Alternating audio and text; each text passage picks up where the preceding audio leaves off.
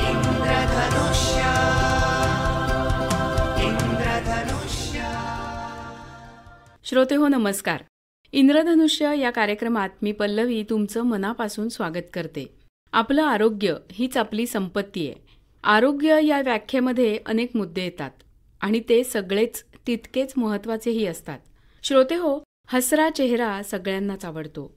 ते सकारात्मकतेचं प्रतीक आहे असं मला वाटतं. या हसऱ्या चेहऱ्यामध्ये एक महत्त्वाचा भाग म्हणजे दात, त्याचं सौंदर्य. ते जर निरोगी असतील तर आपल्या निरोगी आयुष्याला अधिक मजबूती येते, हो ना? श्रोते हो, ओरल हेल्थ याविषयी आज आपण जाणून घेणार आहोत आणि त्यासाठी डॉक्टर स्नेहल जोशी यांना आम्ही स्टुडिओमध्ये बोलावलंय. डॉक्टर नमस्कार. नमस्कार. आकाशवाणीच्या स्टुडिओमध्ये तुमचं मनापासून स्वागत आहे. धन्यवाद. आत्ताच मी म्हटलं की निरोगी आयुष्य, त्यामध्ये सगळेच मुद्दे खरं तर महत्त्वाचे असतात. त्यामध्ये ओरल हेल्थ म्हणजे तोंडाची काळजी, तर आज आपण त्याविषयी जाणून घेणार आहोत. मला सुरुवातीलाच सांगा की ओरल हेल्थ का महत्त्वाची असते? ॲक्च्युली कसं आहे, सगळ्याच प्रकारची हेल्थ ही महत्त्वाची, पण कसं होतं की ओरल हेल्थ ही सगळ्यात निग्लेक्टेड किंवा दुर्लक्षित असा हा एक विषय आहे. कारण की खूप दाताचं दुखणं आलं किंवा काही सूज आली तरच पेशंट म्हणा किंवा आपण म्हणा दाताच्या डॉक्टरांकडे जातो. पण ओरल हेल्थ ही सगळ्यात महत्त्वाची असं माझं मत आहे. कारण की कसं आहे की कुठलंही इन्फेक्शन म्हणा किंवा काही म्हणा ते फर्स्ट आपल्या तोंडा थ्रू पोटामध्ये जातं. बरोबर. त्यामुळे ओरल हेल्थ ही महत्त्वाची. त्याची 3 कारणं आहेत. फर्स्ट तर कुठलेही किटाणू बॅक्टेरिया हे तोंडा थ्रू पोटात आत जातात. सेकंडली दाताचं इन्फेक्शन होऊ नये, हिरडीचं इन्फेक्शन होऊ नये म्हणून तोंडाची स्वच्छता करणं गरजेचं आहे. आणि तिसरं की सुंदर स्वच्छ दात हे आपल्याला नेहमीच छान दिसायला मदत करतात. बरोबर आहे. त्यामुळे ओरल हेल्थ ही महत्त्वाची. आत्ताच तुम्ही बोललात की ओरल हेल्थमध्ये दात, हिरड्या, तर बऱ्याचदा आपण असं बघतो की हसताना ते किडलेले दात प्रकर्षाने जाणवतात, हायलाईट होतात. बरोबर. तर मला सांगा की कीड कशामुळे होते? कीड ॲक्च्युली महत्त्वाचं म्हणजे एकाच कारणाने होते, ती म्हणजे दातावरती तुमचे अन्नकण जास्त वेळ चिकटून राहिले की दाताची कीड होते. म्हणूनच चिकट पदार्थ टाळण्यासाठी म्हणून आम्ही सांगतो, ज्याच्यामध्ये की चॉकलेट्स येतात, चिक्की येतात, की जे कण पटकन निघून जाते, आपल्या लाळेने निघून जात नाहीत. आपल्या तोंडामध्ये जी लाळ येते ते प्रत्येक वेळेस आपण काही खाल्लं की एक तर ते खायला मदत करतात आणि नंतर ते स्वच्छ करायला मदत करतात. पण कसं होतं, हे जे चिकट पदार्थ असतात ते तुम्ही जर ब्रशिंग नाही केलं, म्हणजे आता आयडियली तर प्रत्येक खाण्यानंतर ब्रशिंग करायला पाहिजे जर तुम्हाला अगदी तुमचे दात हेल्दी ठेवायचे असतील तर. पण आपण ॲटलिस्ट 2दा म्हणजे सकाळी एकदा आणि रात्री एकदा असं 2दा ब्रशिंग सांगतो. कारण की रात्री जे आपण खाल्लेलं असतं ते रात्रभर दातावरती चिकटून राहतं आणि त्याच्यामुळे कीड होण्याची शक्यता जास्त असते. त्यामुळे रात्रीचं ब्रशिंग हे पण इम्पॉर्टंट आहे. पण हे जे दातावर अडकलेले जे अन्नकण आहेत ते जे आहेत ते आपले जे किटाणू आहेत ते त्याच्यावरती जगतात. त्यामुळे तुम्ही जर दातांवरती समजा ते किटाणूच नाही ठेवले तर कीड होण्याची शक्यता फार कमी आहे. बरोबर. त्यामुळे अन्नकण दातावरती न ठेवणं हे कीड टाळण्याचं गुरुमंत्र आहे. क्या बात आहे. तरी सुद्धा मला डॉक्टर सांगा की कीड नेमकी कशी टाळायची? कीड टाळण्यासाठी एकतर जसं सांगितलं की मी अन्नकण अडकू नये, पण त्याच्यासाठी अजून पण काही बदल तुम्हाला करायला पाहिजे. तुम्ही 3 गोष्टी करू शकता. एक तर तुम्ही आहारात बदल करू शकता, दुसरी गोष्ट म्हणजे तुम्ही दात निरोगी किंवा स्वच्छ ठेवू शकता आणि तिसरं की तुम्ही प्रिव्हेंटिव्ह ट्रीटमेंट्स म्हणजे कीड होऊ नये म्हणून पण उपचार आहेत, पण ते फारसे माहिती नाही. त्याला प्रतिबंधक ट्रीटमेंट असं आपण म्हणू शकतो. या 3 गोष्टी आपण करू शकतो. अच्छा, म्हणजे थोडक्यात आपण दात स्वच्छ ठेवण्यासाठी नुसतं ब्रशिंग किंवा हे उपयोगाचं नाहीये. अजून पण कन्सल्टेशन आपण करणं गरजेचं आहे. आत्ताच तुम्ही म्हणालात की या सगळ्यासाठी आहारात बदल करणं गरजेचं आहे. नेमके काय बदल केले पाहिजे? आहारात बदल म्हणजे तेच मी म्हणाले, जसं की चिकट अन्नकण नकोय, तर त्याच्यामध्ये कसं असतं की फळे, पालेभाज्या या सगळ्या गोष्टी ह्या फार चिकटणाऱ्या नाही आहेत किंवा ह्यांना फायब्रस म्हणतो आपण, त्या आपल्या दातांवरती चिकटून न राहता पटकन निघून जातात. ते खाण्यासाठी आपल्याला फार मेहनत करायला लागते. त्यामुळे अशा गोष्टी या दाताच्या कीड टाळण्यासाठी म्हणून उपयुक्त असतात. त्यामुळे आपल्या आहारात असे बदल करायचे की तुम्ही एक तर फळं ॲड करायला पाहिजे, तुम्ही फायब्रस गोष्टी ॲड करायला पाहिजे, तुम्ही पल्सेस म्हणजे की कडधान्य जास्त खायला पाहिजे, अशा गोष्टी खायला पाहिजे आणि जंक फूड टाळायला पाहिजे. जंक फूड म्हणजे आपला सगळ्यात पिझ्झा, महत्त्वाचं. पास्ता आणि ह्या सगळ्या गोष्टींमध्ये जे चीज आणि बाकी सगळ्या ज्या गोष्टी असतात ना त्या चिकटून राहतात. आणि आपल्या अशा सवयी असतात की चिकटून राहण्यामध्ये काही प्रॉब्लेम नाहीये, पण तुम्ही ब्रशिंग करत नाही. ओके, कारण की सहसा आपल्याकडे जे काही पेशंट्स मी बघते ते सहसा फक्त एकदा ब्रशिंग करणारेच पेशंट आहेत. म्हणजे सहसा दोनदाही कोणी ब्रशिंग करत नाही. त्यामुळे आयडियली जर 3दा वगैरे तुम्ही ब्रशिंग केलं किंवा समजा तुम्ही आज पिझ्झा खाल्लाय, पास्ता खाल्लाय, तर तुम्हाला माहिती आहे की हे चिकटून राहणार आहे आणि ह्याच्याने कीड होण्याची शक्यता जास्त आहे. तर त्याच्यानंतर तुम्ही एखादी चूळ माउथवॉशने भरणं किंवा ब्रशिंग करणं हे जर तुम्ही केलं तर तुम्ही ह्या पण गोष्टी खाऊ शकता. फक्त त्याच्यानंतर तुम्ही ब्रशिंग किंवा माउथवॉश हे वापरलं पाहिजे. म्हणजे मग ह्या गोष्टी पण खाल्ल्या तर तुम्हाला कीड होणार नाही. बरोबर. अशा प्रकारे तुम्ही आहारात बदल करून कीड वाचवू शकता. ओके, म्हणजे डॉक्टरांकडे न जाता तुम्ही काळजी घेतलीत तर तुम्ही यापासून लांब राहू शकता. आणि ऍक्च्युली बघायला गेलं तर या सगळ्या गोष्टी ह्या सगळ्यासाठीच आपण म्हणतो की बदल खरंय. करा. म्हणजे वजन कमी करायचं असेल किंवा तुम्हाला अजून काही फिटनेस हवा असेल तर पहिली गोष्ट ही असते की तुमच्या आहारात बदल करायला हवा. तर तोच तुम्ही आहारात बदल केला तर तुमचं ओरल हेल्थ सुद्धा ऑटोमॅटिकली मेंटेन राहील. थोडक्यात ओल्ड इज गोल्ड. जे हो, आधी जे तंतुमय आणि सगळे फायब्रस गोष्टी सगळे खायचे ते आता हळूहळू कमी व्हायला लागलेत, पण त्याच्यामुळे प्रॉब्लेम्स पण आपल्याला आता सुरू व्हायला लागले. बरोबर आहे. सुरुवातीलाच तुम्ही म्हणालात डॉक्टर की दातांची स्वच्छता करणं गरजेचं आहे आपल्या ओरल हेल्थसाठी. तर बरोबर. नेमकी स्वच्छता करायची म्हणजे काय करायचं? स्वच्छता म्हणजे बेसिक तर आपल्याला माहिती आहे की ब्रशिंग करायचं असतं, पण फक्त ब्रशिंग करून काही काही वेळेस आपल्याला तेवढा रिझल्ट मिळत नाही. तर कसं असतं, मेन म्हणजे की ब्रशिंग करायचं म्हणजे दात घासायचे हेच सगळ्यांच्या डोक्यात आहे. पण दात घासायचे नसतात. आपल्याला दातांच्या मध्ये अडकलेलं क्लीन करायचं म्हणजे ब्रशिंग आहे. त्यामुळे ब्रशिंगची ऍक्च्युअल टेक्निक बरोबर काय आहे हे जाणून न घेता ब्रशिंग करणं हे चुकीचं आहे. त्यामुळे तुमच्या डेंटिस्टकडे तुम्ही जाल तेव्हा विचारा की ब्रशिंग नक्की कसं करायचं. तर ब्रशिंग टेक्निकमध्ये एक टेक्निक अशी असते की सर्क्युलर मुवमेंटमध्ये म्हणजे गोल गोल आकारात ब्रश फिरवायचा असतो, जेणेकरून की दोन दातांच्या मध्ये जे अडकलंय ते बरोबर निघून जातं. दुसरी एक गोष्ट असते की वर खाली करू शकतो आपण, म्हणजे मोशन वर खाली करायचं. म्हणजे डिरेक्शन अशी असते की दोन दातांच्या मधलं अडकलेलं निघून जाईल. ह्या दोन प्रकारे तुम्ही ब्रशिंग करू शकता. युजली आणि कसं असतं, बरेचसे पेशंटना ब्रशिंग करताना खूप फोर्स लावतात. फोर्स लावल्याने दात स्वच्छ नाही होत. ओके, जितका तुम्ही फोर्स लावणार तितकं दोन दातांच्या मध्ये जे अडकलेले कण आहेत ते आत अजून फोर्सफुली पुश केले जातात कधी कधी. त्यामुळे काय होतं, तुम्हाला वरवर दात स्वच्छ दिसतील पण दोन दातांच्या मध्ये अगदी आत जाऊन कीड लागू शकते. त्यामुळे फोर्स न लावता व्यवस्थित ब्रशिंग करणं हे महत्वाचं. ब्रशिंगचं टायमिंग पण एकदा सकाळी आणि एकदा रात्री, आणि ब्रशिंग झाल्यानंतर खायचं नाही. नाही तर ब्रशिंग करून परत खाल्लं तर त्याचा काही फायदा नाही होणार. सेकंड आहे की फ्लॉसिंग म्हणून एक गोष्ट असते, पण कसं आहे, फ्लॉसिंग बहुतांशी जणांना माहिती नाहीये. फ्लॉसिंग म्हणजे एक थ्रेड मिळतो, तो थ्रेड आपल्याला बोटाभोवती गुंडाळायचा असतो आणि दोन दातांच्या मध्ये जे अडकलंय ते आपल्याला काढायचं असतं. त्याला फ्लॉसिंग म्हणतात. फ्लॉसिंग मध्ये तुम्ही जसं त्याच्यामध्ये अडकलेलं काढायला जाता तेव्हा सेम डिरेक्शन मध्ये नाही करायचं. म्हणजे जसा तुम्ही आत टाकलात तो थ्रेड तसाच बाहेर काढायचा नाही. तो आत टाकलात की कुठल्या तरी एका बाजूला तुम्हाला सरकवायला लागतं आणि मग तो बाहेर काढायला लागतो. बर, म्हणजे जे अन्नकण दाताच्या मध्ये अडकलेत ते त्या धाग्याला अडकतात आणि मग तुम्ही एका बाजूला सरकवलं की तो बाहेर येतात. त्यामुळे फ्लॉसिंग मे बी करत पण असतील, पण काय करतात की त्यांना टेक्निक माहिती नाही की फ्लॉसिंग कसं करायचं. ते नुसतं घातलं काढलं असं केलं तर अन्नकण तिथेच राहणार आणि क्लिनिंग काही होणार नाही. जो महत्वाचा मुद्दा आहे की अन्नकण बाहेर येणं तो व्हायला पाहिजे, तो महत्वाचा आहे. आणि दुसरं म्हणजे बरेचसे बघितलेले आहेत मी, वयस्कर जे असतात ते ना काडी वापरतात दातात अडकलेलं काढण्यासाठी. पण त्याने काय होतं की ऍक्च्युली दोन दातांच्या मध्ये जागा फार छोटी असते, पण तुम्ही काडी टाकल्याने काय होतं ना की हिरडीला डॅमेज होतं आणि ती जागा वाढते. त्यामुळे जे छोटे अन्नकण अडकणार असतात त्याच्या जागी आता मोठे अन्नकण अडकायला सुरू होतात. त्यामुळे माझं असं सजेशन आहे की तुम्हाला जर दोन दातांच्या मध्ये अडकलंय किंवा काहीतरी चिकटलंय असं तुम्हाला सेन्सेशन येत आहे तर तुम्ही फ्लॉस वापरावा. फ्लॉसने एकतर खूप चांगल्या पद्धतीने ते बाहेर येईल आणि फ्लॉस अजिबात ना तुमच्या हिरडीला ना दातांना इजा करेल. त्यामुळे फ्लॉसिंग वापरणं गरजेचं आहे. आणि थर्डली माउथवॉश.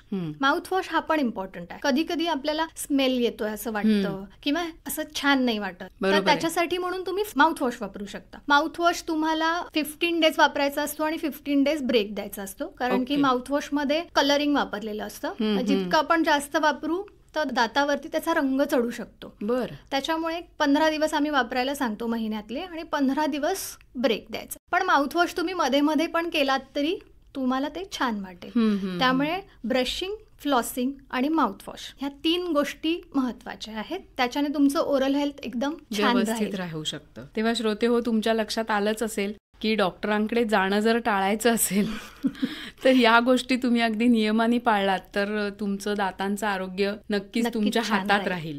डॉक्टर, तुम्ही मगाशी असं म्हणालात की प्रिव्हेंटिव्ह ट्रीटमेंट्स, प्रतिबंधात्मक उपचार, तर ते नेमके कोणते आहेत? म्हणजे काही अशा ट्रीटमेंट्स आहेत ज्याने कीडच होणार नाही, पण ह्या आपण फारशा माहिती नाहीयेत. आता ह्याच्यामध्ये एक असतं फ्लोराईड ऍप्लिकेशन आणि एक असतं पिट अँड फिशर सिलंट्स. तर कसं आहे की फ्लोराईड हा एकमेव असा घटक आहे जो कीड टाळायला मदत करतो आणि हा आपल्या टूथपेस्टमध्ये टाकलेला असतो. पण कसं झालंय की हल्ली ना पेस्ट वेगवेगळे आलेले आहेत, पण त्याच्यामध्ये ना फ्लोराईड घटक नसतो. पण हा एकमेव असा घटक आहे जो आपली कीड टाळणार आहे. त्यामुळे जेव्हा पण तुम्ही कुठली पण टूथपेस्ट वापराल तेव्हा त्याच्यामध्ये मागे जे कंटेंट्स लिहिलेले असतात त्याच्यामध्ये फ्लोराईड आहे की नाही फक्त बघाल, कारण की फ्लोराईड युक्त टूथपेस्ट वापरणं हे गरजेचं आहे. आणि हे जे फ्लोराईड आहे हे टूथपेस्टमध्ये कमी प्रमाणात असतं. आणि हे जे फ्लोराईड ऍप्लिकेशन आम्ही वापरतो ज्याच्यामुळे कीड टाळली जाते, याच्यामध्ये जास्त कॉन्सन्ट्रेशनमध्ये आम्ही फ्लोराईड घेतो आणि ते काही काळासाठी दातावरती ठेवतो, म्हणजे 10 सेकंद, 30 सेकंद,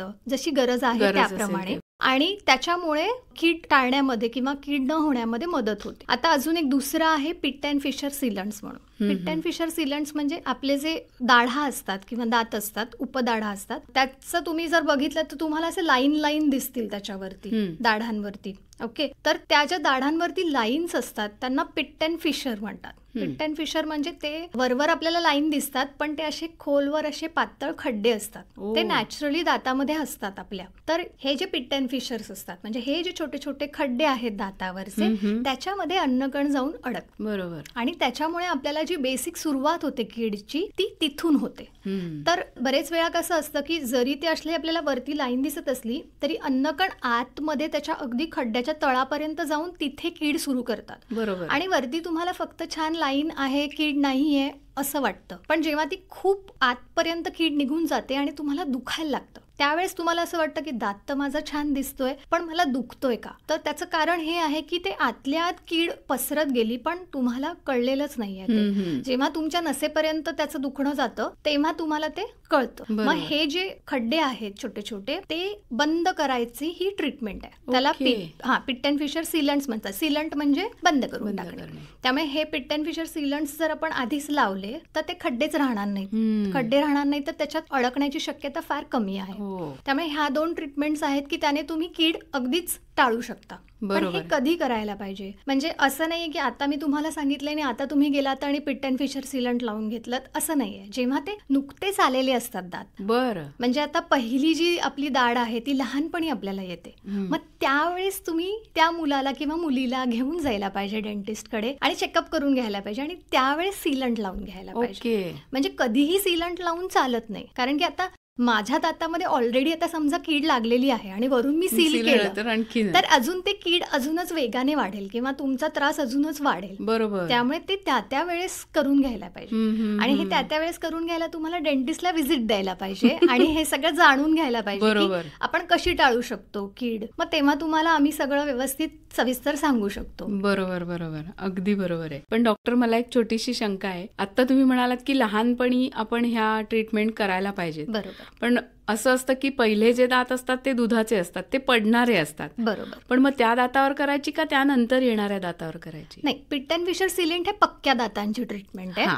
त्यामुळे जो पहिला पक्की दाढ किंवा जेव्हा पहिले पक्के दाढा यायला सुरुवात होतील ना तेव्हा ही ट्रीटमेंट आपण देऊ शकतो. ओके. कारण की दुधाचे दात काय आपल्याला लाईफलॉंग टिकवायचे नसतात, पण पक्के दात हे आपल्याला लाईफलॉंग असतात. आता या सगळ्या एकंदर ओरल हेल्थ मध्ये तुम्ही मगाशी म्हणताना असं म्हणालात की काही आपण केलं तर हिरड्यांना त्रास होतो किंवा तिथे डॅमेज होऊ शकतं. तर हे जे हिरड्यांचे आजार आहेत तर त्याबद्दल काय सांगाल? म्हणजे दातांकडे तर बऱ्याच जणांचं तरी लक्ष जातं, दुर्लक्षित म्हणलं तरी दाताकडे थोडंफार तरी लक्ष असतं. काळा डाग दिसतोय किंवा दुखतंय, पण हिरड्यांकडे तर सहसा कुणाचंच लक्ष नसतं. आपले जे दात आहेत ना ते हिरड्यांनी बांधलेले असतात. बरोबर. त्यामुळे हिरड्या जोपर्यंत स्ट्रॉंग आहेत तोपर्यंत आपले दात स्ट्रॉंग असतात. हिरड्या जर वीक झाल्या किंवा हिरड्यांना इन्फेक्शन लागलं तर दाताच्या बाजूच्या हाडाला इन्फेक्शन लागतं आणि हाड एकदा गेलं की हाड काही आपल्याला परत आणता येत नाही. म्हणजे समजा तुमचा दात चांगला आहे पण तुमचा सपोर्टच निघून गेला तर तो चांगला दात हलून हलून पडून जातो. म्हणजे बरेच वेळा पेशंटना दात चांगला आहे म्हणतात, माझा दात चांगला आहे, पण तो हलतोय.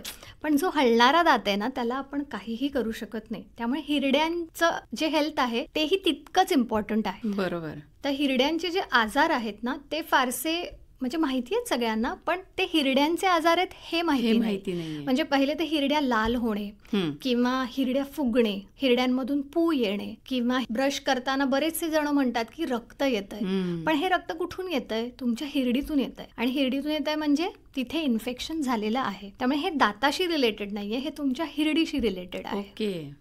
त्यामुळे हिरडीचे आजार पण बघायला पाहिजे की नाही. मग हे आजार कसे टाळले पाहिजेत आपण? एकतर हिरडीचं म्हणजे मुख्य कारण म्हणजे तेच आहे की अन्नकण अडकले असतील. आता ते ब्रशिंगची जी टेक्निक आहे ना ती तुम्ही चुकीची वापरली समजा. म्हणजे जसं मी म्हणाले की तुम्ही कसेही फोर्सफुली जर मागे पुढे ब्रशिंग करत असाल ना तर ते जे अन्नकण आहेत ते डिस्प्लेस होतात. म्हणजे समजा मध्ये अडकला असेल तो कण तो हिरडीच्या आत जाऊन फसतो किंवा फसलेले जे अन्नकण असतात ते कसे काढायचे आपल्याला माहिती नसतात. मग ते तिथेच राहिले की हिरडीचं इन्फेक्शन होतं. म्हणजे त्याने दाताचं होत नाही पण त्याने हिरडीचं इन्फेक्शन होणार आहे. आणि अजून सिस्टेमिक कारणं पण असतात. सिस्टेमिक म्हणजे समजा डायबिटीज आहे आणि शुगर हाय आहे तर त्या पेशंट्समध्ये जास्त चान्सेस आहेत की हिरडीचे आजार होतील. मग त्याच्यामध्ये हिरडीचं इन्फेक्शन होणे किंवा सूज येणे, रक्त येणे, पू होणे हे सगळे प्रकार डायबिटिक पेशंटमध्ये जास्त बघायला मिळतात. आणि कार्डियक पेशंट जे असतात ना त्यांच्यामध्ये पण हे चेंजेस दिसून आले. त्यामुळे कसं आहे ओरल हेल्थ ही फर्स्ट इंडिकेशन असतं तुमचं सिस्टेमिक हेल्थ कशी आहे. बरोबर. त्यामुळे समजा तुम्हाला हिरडीचे प्रॉब्लेम्स आहेत किंवा काही अजून दात सैल होत आहेत म्हणजे फार यंग एजमध्ये दात सैल होत आहेत तर असं व्हायला नको. कितीही तुम्ही क्लिनिंग एवढं छान नसाल करत तरी दात वगैरे हलायला नको. म्हणजे अगदी 10वीतला मुलगा आहे आणि दात हलतायत सगळेच रादर. आणि हे कसं असतं सिस्टेमिक कॉज आहे की नाही म्हणजे जनरल तुमचं हेल्थ चांगलं आहे की नाही हे तोंड आधीच सांगून देतं. त्यामुळे जर तुमची फ्रिक्वेंट व्हिजिट जर असेल ना डेंटिस्टकडे तर डेंटिस्ट आधीच ओळखतात की हे म्हणजे हे नॉर्मल नाहीये आणि जनरल हेल्थ चेकअप पण गरजेचं आहे. म्हणजे फक्त दातांचंच नाही तर जनरल हेल्थ पण गरजेची आहे. बरोबर. त्यामुळे हिरड्यांचे आजार हे 2 कारणांनी होतात. एक तर क्लिनिंग नसेल तर आणि सिस्टेमिक आतमध्ये म्हणजे जनरल बॉडीमध्ये काही प्रॉब्लेम असेल तर. डॉक्टर मला सांगा की लहान मुलांमध्ये आपण बऱ्याचदा बघतो की त्यांना चॉकलेट्स आवडतात. त्यात चुकीचं काही नाहीये, नैसर्गिक आहे ते. बरोबर. पण एकंदरच आणि मग कीड होते आणि मग सगळं अवघड काम होऊन बसतं. तर या लहान मुलांमधली कीड टाळण्यासाठी नेमकी काय काळजी घ्यायला पाहिजे? लहान मुलं जी आहेत की नाही त्यांची ज्या दाताची स्वच्छता तुम्हाला घ्यायची असेल तर त्याला अगदी सुरुवातीपासून म्हणजे जेव्हा दात अजून आलेलेच नाही तेव्हापासून तुम्हाला स्वच्छतेची सवय करून द्यायला हवी. म्हणजे आता माझी मुलगी 2 वर्षाची पण नाही आहे पण तिला जेव्हा दातही नव्हते तेव्हापासून आम्ही तिला क्लिनिंगची सवय केली आहे. त्यामुळे आत्ता तिचे दात चांगले आहेत. ती चॉकलेट खाते, सगळं खाते पण तिचे दात अगदी छान आहे. कारण की त्याच्यामध्ये काय आहे की युजली कसं असतं की दात आल्यानंतर ब्रशिंगची सवय आपण करतो मुलांना पण त्याने काय होतं की एक तर त्यांना त्याची सवय नसते त्यामुळे आधीच ते नाही करायला लागतात आणि त्याच्यामुळे काय होतं ते निगेटिव्ह त्यांच्या डोक्यात राहतं की हे ब्रशिंग करणं म्हणजे काहीतरी वेगळं आहे. तर तसं नको करायला पाहिजे. आम्ही तर म्हणजे हिरड्या असतात की नाही त्या आपण क्लीन ठेवायला सांगतो. कारण की सेकंड जे मोस्ट इम्पॉर्टंट कारण आहे दातांची किडेचं लहान मुलांच्या ते आहे नाईट फिडिंग. नाईट फिडिंग म्हणजे जनरली आपण बघितलं तर रात्री दूध देतात आणि बाळ ते रात्रभर दूध तसंच तोंडात घेऊन झोपतं. म्हणजे तेव्हा कसं सुरुवातीला दात नसतात तोंडात, नुसत्या हिरड्या असतात. पण त्या हिरड्या पण क्लीन करणं गरजेचं आहे कारण की ते हळूहळू जेव्हा दात येणार असतात, दात थोडेसे बाहेर आले तेव्हाही त्याच्यावरती किडेचा प्रादुर्भाव होऊ शकतो आणि कीड लागू शकते. बरेचसे पॅरेंट्स आमच्याकडे येतात ते म्हणतात त्याचे दात किडलेलेच बाहेर आले पण तसं नसतं. ते त्यांना दिसलेच नाही, त्यांना हेल्दी दिसलेच नाही दात कारण की जेव्हापासून ते येत आहेत तोंडात तेवढा छोटा भागाला पण त्यांना कीड लागलेली आहे. त्यामुळे असं नाहीये की ते किडलेलेच आले. ते आल्यानंतर त्याच्यावरती ऑलरेडी एवढं दूध आणि बाकी सगळ्या गोष्टी होत्या की तू हेल्दी दात कधी तोंडात आलाच नाही. तो आलाच तो किडेने एवढा खाल्ला की तुम्हाला ते किडलेलेच दात आता दिसणार आहेत. बरोबर. एक तर नाईट फिडिंग झालं, दुसरं चॉकलेट्स तर आपल्याला माहितीच आहेत की टाळायला पाहिजे. टाळायला नाही पाहिजे, पण चॉकलेट्स खाल्ल्यानंतर ब्रशिंग करायला लिमिटेड पाहिजे. द्यायला पाहिजे. नाही, द्या तुम्ही हवं तेवढे द्या, पण नंतर ब्रशिंग करायला पाहिजे स्वच्छता. तेव्हाच्या तेव्हा. म्हणजे आता तुम्ही चॉकलेट दिले तर आता लगेच तुम्हाला ब्रशिंग करायलाच हवं. आणि दुसरं आहे की हेल्दी फूड, लहानपणापासून हेल्दी खायची त्यांना सवय जर तुम्ही केली तर काही प्रश्नच नाहीये. डॉक्टर, मला सांगा की आता तुम्ही म्हणालात तसं की मुळातच ओरल हेल्थ बरोबर. ही आपण ठेवलीच पाहिजे, पण असं होतच ना, असं काही 100% कोणाचीच हेल्थ एवढी चांगली बरोबर. नसते. त्यासाठी आपल्याला ट्रीटमेंट्स तर घ्याव्याच लागतात. तर दातांच्या ट्रीटमेंटबद्दल काय सांगाल तुम्ही? दातांच्या आता ट्रीटमेंट्स म्हणायचं तर बऱ्याचशा आहेत. त्यातल्या बेसिकपासून आपण सुरू केलं तर अगदी जेव्हा कीड वरवर असते तेव्हा ती कीड काढून आपण सिमेंट भरतो. चांदी आता कोणी भरत नाही, त्यामुळे फक्त सिमेंट आपण भरतो. कीड जशी जशी आत जाईल तशी तशा ट्रीटमेंट्स पुढे पुढे वाढत जातात. एक तर सिमेंट आपण भरलं, त्याच्या पुढची ट्रीटमेंट म्हणजे रूट कनाल. रूट कनाल म्हणजे जेव्हा कीड अगदी नसेपर्यंत जाते तेव्हा आपण रूट कनाल करतो. रूट कनालमध्ये आपण पूर्ण सगळे दात आत मुळापर्यंत क्लीन करतो आणि मुळांमध्ये पण सिमेंट भरतो आणि नंतर आपण कॅप देतो त्याला. त्याच्या पुढचं आहे एक्स्ट्रॅक्शन, म्हणजे दात अगदीच खूप तुटला आहे किंवा अगदीच डॅमेज्ड आहे आणि रूट कनालनी सेव्ह होऊ शकत नाही, त्या केसेसमध्ये आपण दात काढून टाकतो आणि त्याच्यानंतर आपण नकली दात बसवून देतो. ह्या 4 बेसिक ट्रीटमेंट्स आहेत. डॉक्टर, मला सांगा की ओरल हेल्थ बरोबर. हे बेसिक आहेच, ते ठेवायलाच हवं, पण याचा काय म्हणायचं शेवटचा टप्पा असा आहे की तोंडाचा कर्करोग. बरोबर. तर तो कसा होतो त्याबद्दल काय सांगा? कर्करोग कसा होतो हा आय थिंक सगळ्यांनाच माहिती आहे की तोंडाचा कॅन्सर कसा होतो.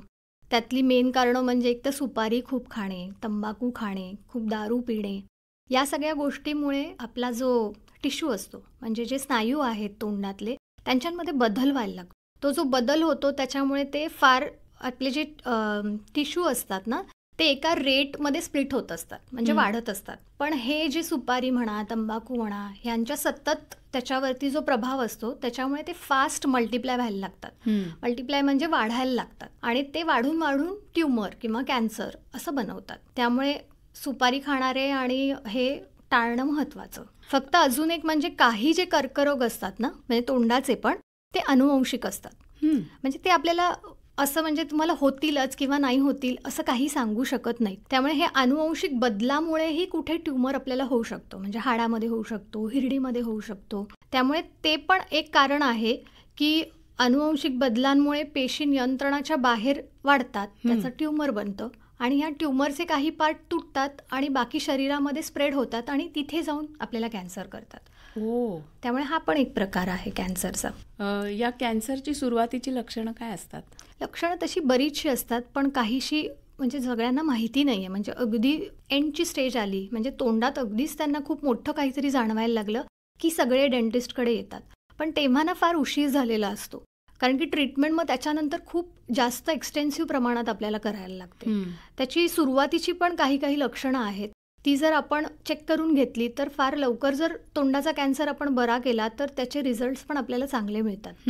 तर त्यातली काही लक्षणं मी आता सांगते. एक तर पहिले तोंडात तुमच्या कुठेही डाग आहे का, तो लाल असू शकतो किंवा पांढरा असू शकतो की जो जात नाहीये. म्हणजे एक साधारण 2-3 आठवडे होऊन गेलेत पण तो डाग काही जात नाहीये. ओके. दुसरं आहे की तोंडात कुठेतरी फोड आली आहे. फोड म्हणजे आपल्याला तोंड येतं ना तेव्हा कशा फोडी येतात तशा फोडी येतात तुम्हाला आणि त्या जात नाहीयेत किंवा त्या सारख्या सारख्या येत आहेत, एकाच ठिकाणी येत आहेत, तेव्हा पण तुम्हाला थोडंसं लक्ष दिलं पाहिजे किंवा जाऊन दाखवून घ्यायला पाहिजे डेंटिस्टला. तिसरं आहे की तुमच्या हिरड्या जाड झाल्या आहेत खूप आणि त्याच्यातून रक्त येतंय किंवा पू येतोय आणि सगळीकडेच दिसतंय, म्हणजे एका ठिकाणी नाही, म्हणजे फक्त एका दातामुळे नाही, पण तुम्हाला असं वाटतं की जनरलाइज सगळीकडेच असं झालेलं आहे की हिरडी सुजलेली आहे आणि रक्त वगैरे येत आहे. तर ते पण एखादं लक्षण असू शकतं. त्याच्यानंतरचं आहे की दात सैल झालेत.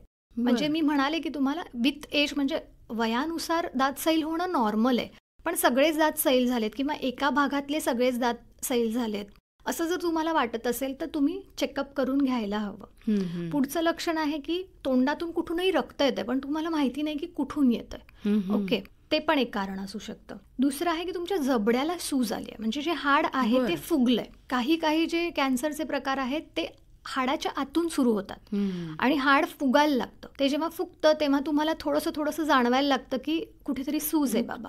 मग तुम्हाला जर अगदी थोडंसं वाटलं की इथे कुठेतरी सूज आहे, माझा जबडा सुजल्यासारखा वाटतं, तर तेव्हा पण आपण चेकअप करून घ्यायला हवं. नेक्स्ट आहे की थुंकी गिळताना वगैरे तुम्हाला त्रास होत असेल, तर मागच्या आपल्या तोंडातला जो मागचा भाग आहे तिथे कुठेतरी कॅन्सर होत असेल तर तुम्हाला थुंकी गिळताना वगैरे त्रास होऊ शकतो. त्यामुळे ते पण एक कारण असू शकतं. नेक्स्ट आहे की तोंडात सफेदपणा येणं, म्हणजे सगळीकडे असा व्हाईट व्हाईट कलर दिसत असेल तुम्हाला, किंवा पॅच येत असेल, जिभेवरती असा एक पांढरा थर येतोय, असं जर तुम्हाला वाटत असेल तर तरी पण ते दाखवून घेणं गरजेचं आहे. अजून एक म्हणजे की गळ्यामध्ये तुम्हाला गाठ आहे असं वाटलं तर गळ्यामध्ये ना आपल्या छोट्या छोट्या ग्रंथी असतात, त्या आपल्या इन्फेक्शन पास करणाऱ्या पहिल्या ग्रंथी असतात. म्हणजे कुठेही इन्फेक्शन असेल तर त्या फुगतात. मग तुम्हाला जर असं वाटलं की गळ्यात कुठेतरी सूज आल्यासारखी वाटते किंवा गाठ आल्यासारखी वाटते, तर हे साईन आहे की तुमच्या तोंडात किंवा चेहऱ्यामध्ये कुठेतरी इन्फेक्शन आहे आणि प्रॉब्लेम आहे आणि त्याच्यामुळे त्या गाठी सुजतात.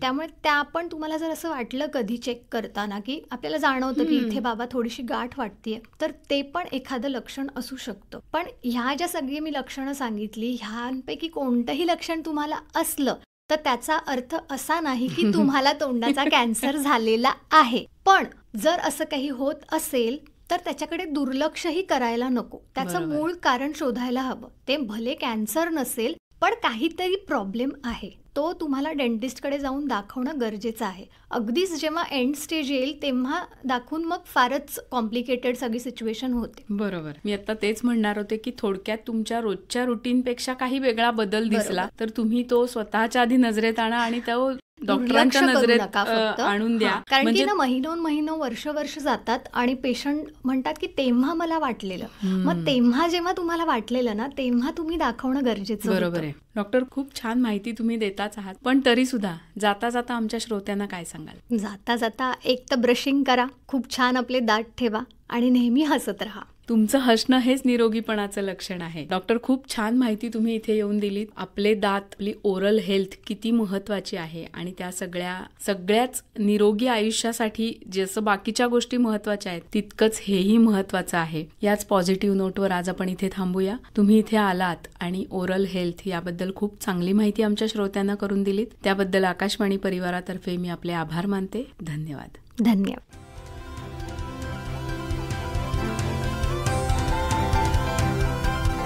इंद्रधनुष्य